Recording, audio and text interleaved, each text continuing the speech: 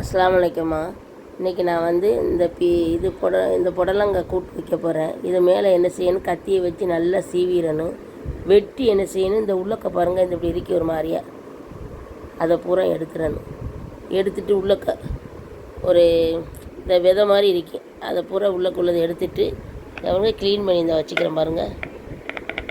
Clean பண்ணி வச்சுக்கிறேன். பாசிப்பருப்போ கடலைப்பருப்போ என்ன பருப்பு போடலாமோ அந்த பருப்பை வச்சு நம்ம இதை கூட்டு வைக்கலாம். இதை உங்கள்கிட்ட சொல்லி காட்டுறேன் பாருங்கள். சுத்தம் படுத்தி நல்லா க்ளீன் பண்ணி அழகாக வச்சுக்கிறேன். ஆமாம்மா, இந்த பருப்பு நல்லா வெந்து இப்படி மைந்தாப்பில் வந்ததோடையே நம்ம என்ன செய்யணும், இந்த சுரக்காய், பச்சை மிளகா, வெங்காயம், கருவேப்பிலை இது எல்லாத்தையும் அள்ளி நம்ம போடணும் வேவுறதுக்கு. பருப்பு கொஞ்சம் வெந்தாத போடணும்.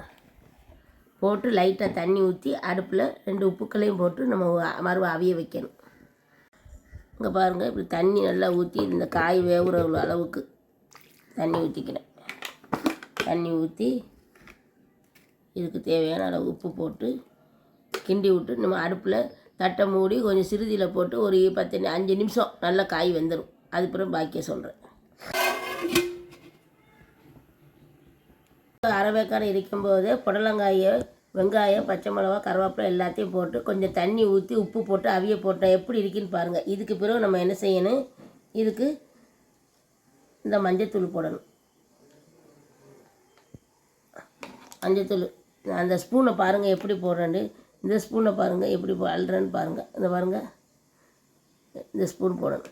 இது போட்ட பிறகு என்ன செய்யணும், நம்ம தேங்காயை குறைன்னு அரைச்சி வச்சுக்கிறோம்ல, அதை என்ன செய்யணும், இப்படி புளிஞ்சு ஊற்றணும். ஃபுல்லாக பூவாக போட்டுறக்கூடாது. இப்போ எல்லாத்தையும் இப்படி போட்டு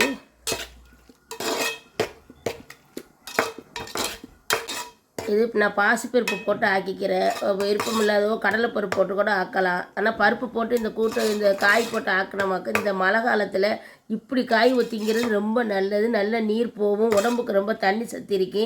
நம்ம மழை காலத்தில் தண்ணி குடிக்க மாட்டோம். அப்படிங்கிறதுனால இந்த தண்ணிக்காயாக வாங்கி நமக்கு ஆக்கினமாக்க ரொம்ப நல்லது.